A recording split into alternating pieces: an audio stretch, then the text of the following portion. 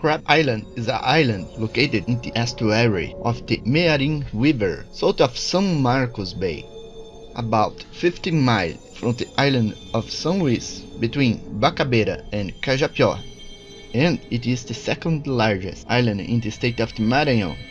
The island is an ecological reserve, deserted and mysterious, visited by few people including fishermen, crab collectors and some adventurers. The island is 25 miles long and 7 wide. It is an isolated marsh and desert place, infested by mosquitoes and covered in bushes and trees. And it was in the place that an intriguing UFO incident occurred, an event that resulted in the death of a fisherman and serious injuries in 2 others. This is the incident that you will discover today in the first video of the series about the Operation Saucer. This incident is closely related to Operation Saucer because it occurred in the same area of incidence of the phenomenon that resulted in the Operation Saucer, and due to the similarity between the phenomenon and the effects caused to the victims. But before we get to know this UFO incident, if you are not subscribed here to the channel, now you will click on subscribe button and activate the notifications to be notified about the mysteries of Brazilian ufology, in addition to learning about official documents from the Brazilian government, content that will be certainly interest you a lot. On April 25, 1977, a sunny and hot day, José Souza Apolinário and Firmino Souza, who were brothers, and their cousin Aureliano Bispo Alves, went by boat to Crab Island to collect wood for boat masts. They arrived on the island in the early afternoon and anchored in a small river just inside the island and spent the rest of the afternoon cutting down thin trees and pruning branches. They planned to sell wooden poles for use in simple construction. José was 22 years old at the time, Apolinário 31 years old, and Firmino was 38 years old. Their cousin Aureliano Bispo Alves was 36 years old. They worked all afternoon cutting, staking logs at around 6 p.m. o'clock. Then they ate a small meal consisting of meal and rice. The tide at the moment was low, and the boat was stuck anchored in the mud of the empty creek. They stayed talking until around 8 p.m. and then went to sleep inside the boat, covering the hatch with a piece of canvas to prevent mosquitoes. A small closed window at the back of the cabin allowed air circulation, and they intended to wake up around midnight when the tide was high. When they woke up, they would take the logs to the boat and then return to São Luís. José, Apolinário and Aureliano had already made that trip at least 100 times and always wake up to the oscillation of the tide. The rocky motion of the boat was the stern-filed plus the sound of the rushing water hitting the hull as good as any alarm clock. Of this group, only Firmino was novice. The regular fourth man in the crew was sick, and Firmino, a farmer, asked to take his place because he needed wooden poles for an addition he was building on his house. Something terrible happened while they slept. By midnight, José was dead. Firmino and Aureliano were injured, but no one knew what had happened or why. No one knew, and to this day we still don't know.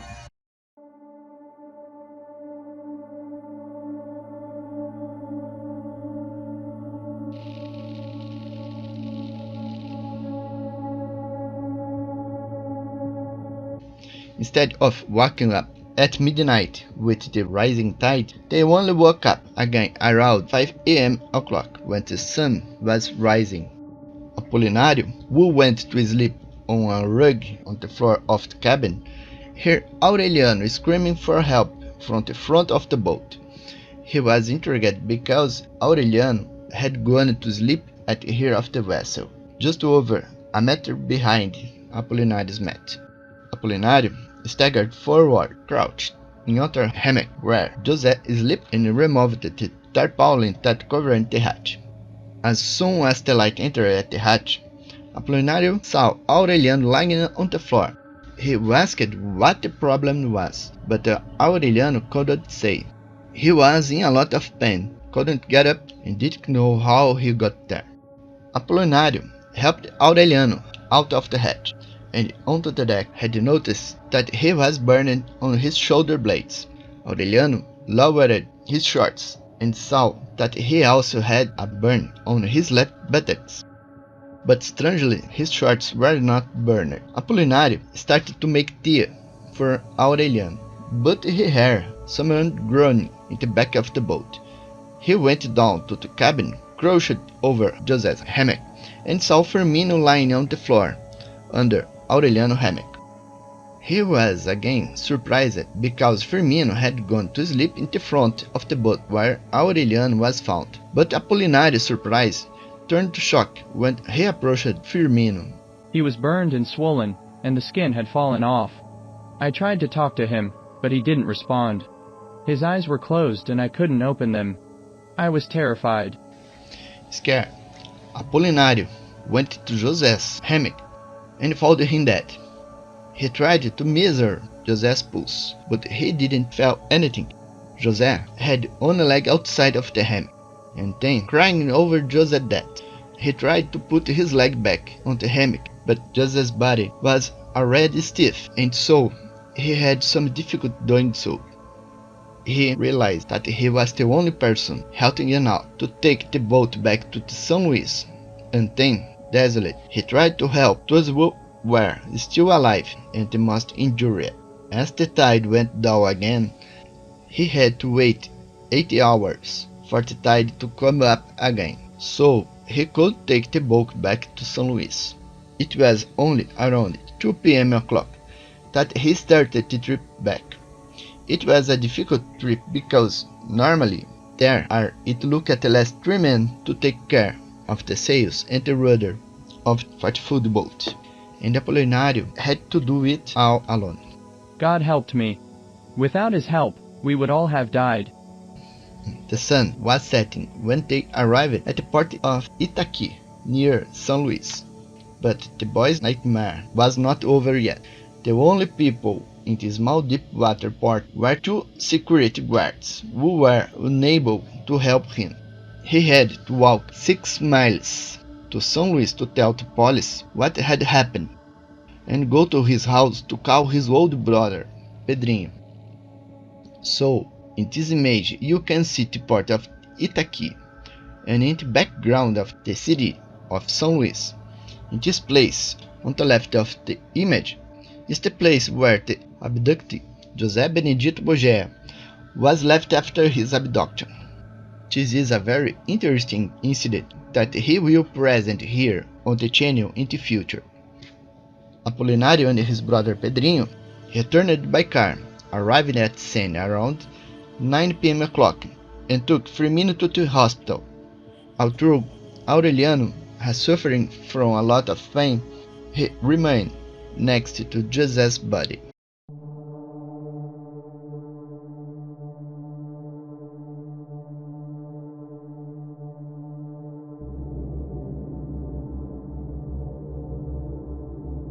The police arrived at the boat around 1 a.m. José's body was taken to the morgue and only Aureliano go to the hospital, so that his burn could be treated. He was allowed to go home at night. Firmino was in coma for a week and had to spend more than a month in hospital. Much of his body has suffered second-degree burns, concentrated on his left side, his ribs, his inner arm, and his forehead. The muscles and his arm were so damaged that the fingers on his left hand were permanently twisted inward with almost no mobility. No autopsy was performed on Jose's body. The coroner, who examined the body, stated on his report that there were no cuts or bruises on the body. The death certificate stated that Jose had suffered a stroke caused by high blood pressure as a result of emotional shock, and the cause of death was attributed to emotional shock. When the doctor sent the report on Jose's death, his boss criticized him for his conclusions. The police were unable to determine what happened on Crab Island, so investigators inspected the boat itself and spoke to survivors and people who know them.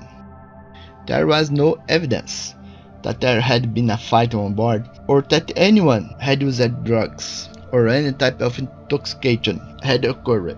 There was no sign of lightning or fire either on the island or on the boat. The incident remained a mystery. None of the survivors remember any details of that night.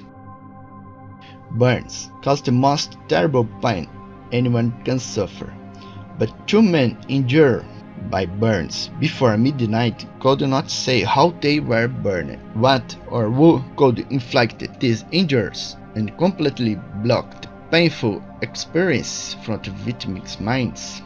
Why did a healthy young man like Jose simply die on his sleep without any apparent cause? There are some of the questions that intrigued the investigators so much and that have never been answered.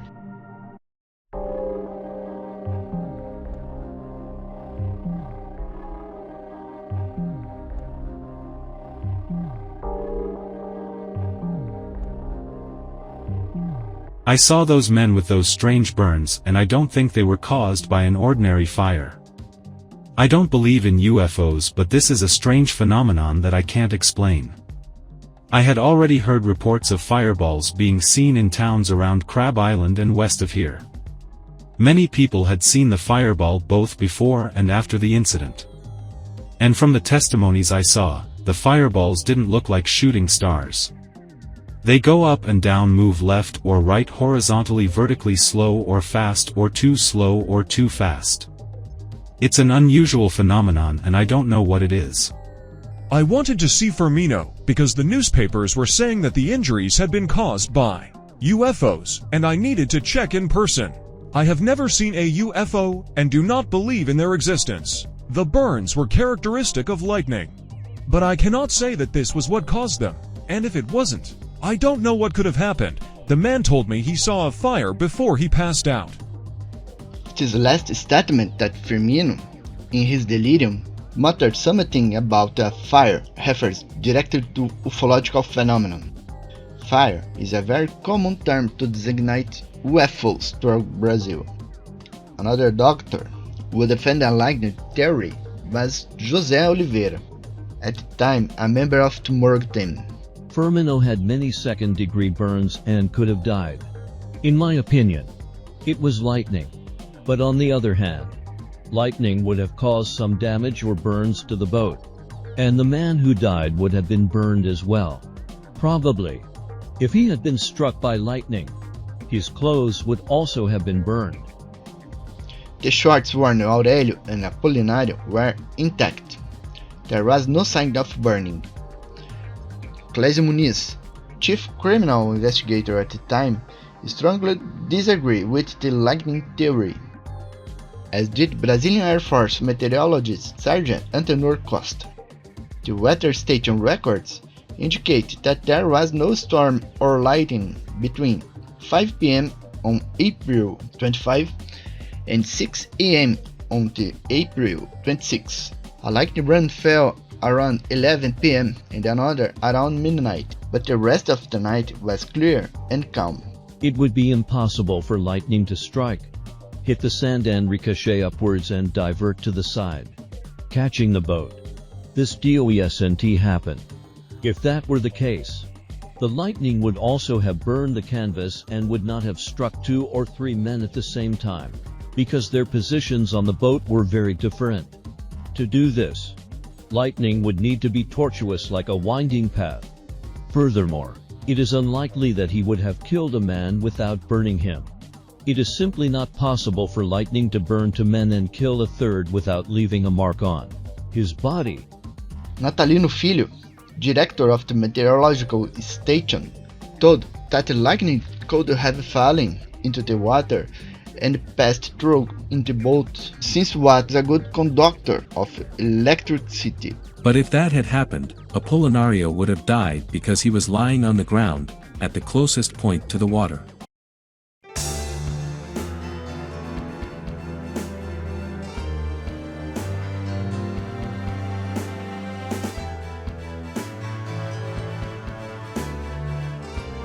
Investigators carried out on the boat did not find any sign or burn caused by lightning. The three survivors on the boat underwent hypnosis sessions in an attempt to remember details of the moment the incident occurred, but without success. Psychologist Silvio Lago detected a strong hypnotic block that prevented the three from remembering details of that night. It was something physical and psychic, but nothing common. A very strong emotion could cause amnesia, but it does not seem to have been the men's emotional reaction that caused this mental block. It is possible that before or during the experience they underwent some type of very deep hypnosis, preparing them not to remember anything afterwards. One hypothesis is that Apolinario must have had an emotion that was too strong to cause the blockade. I don't imagine that unless he saw what happened, what imposed the mental block on him was much stronger than the pain of seeing his brother dead, because he remembers everything before and after but nothing during. And I don't believe there is a greater emotion than seeing your brother dead and two men injured. It's very weird.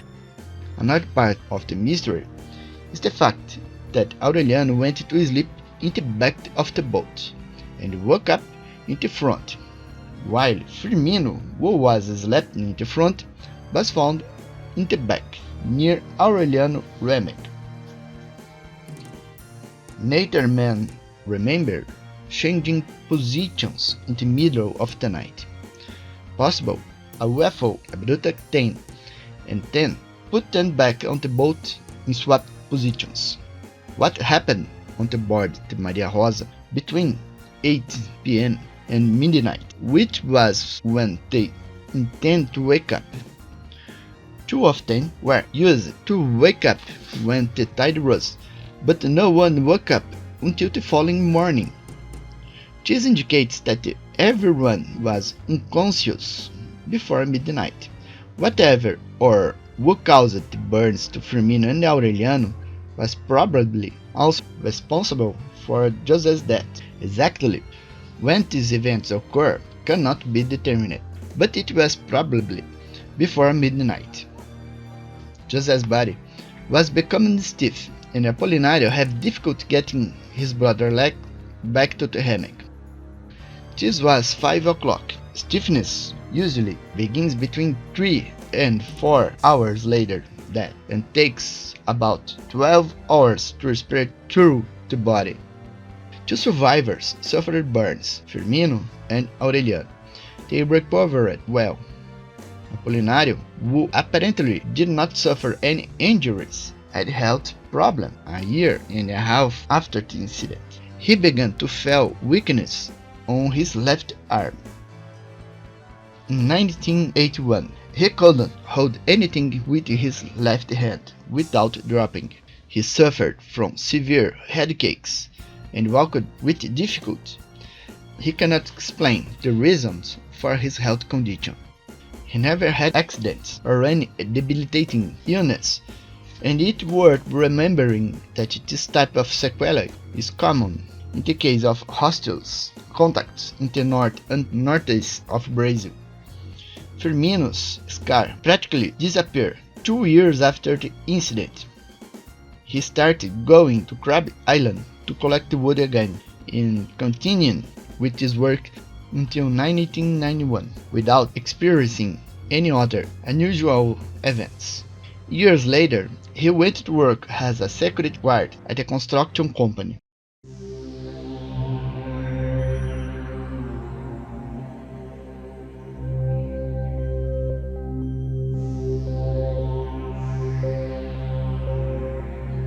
This incident was not the only case occurred on Crab Island with some details.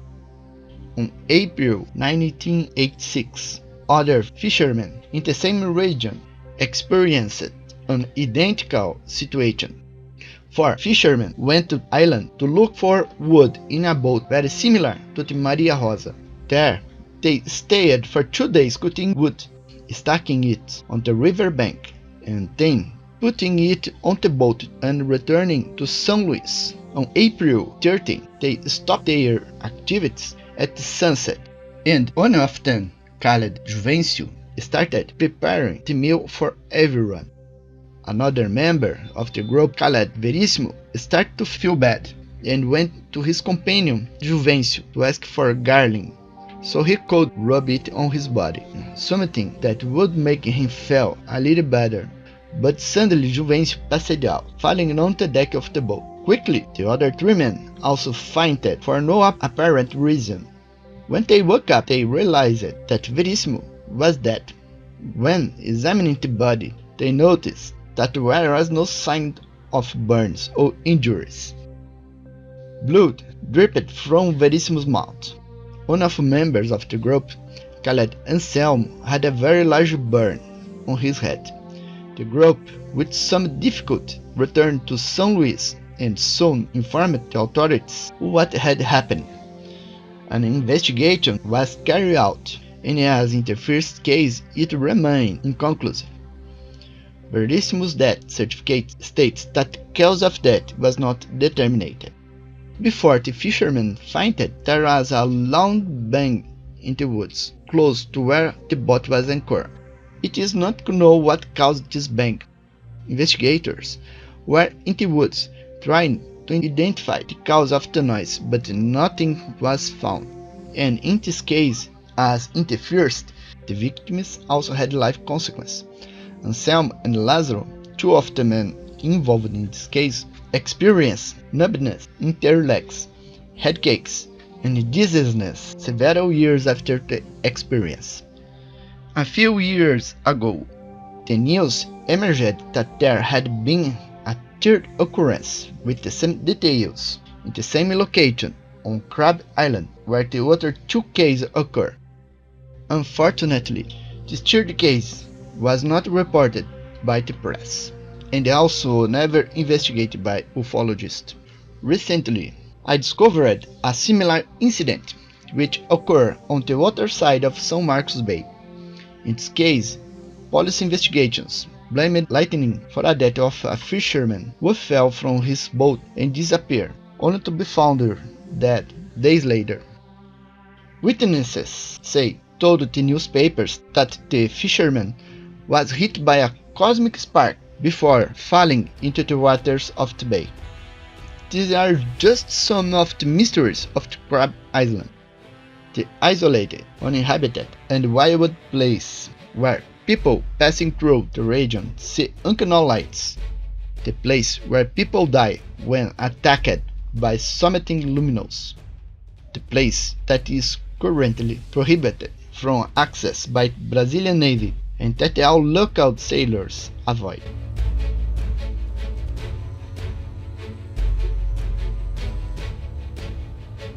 Like, comment, and share this content on social media. In the video description, you will find a link to the article about these incidents on a portal Phenomenon in Portuguese. So, that's it. I will see you in your next video. Bye.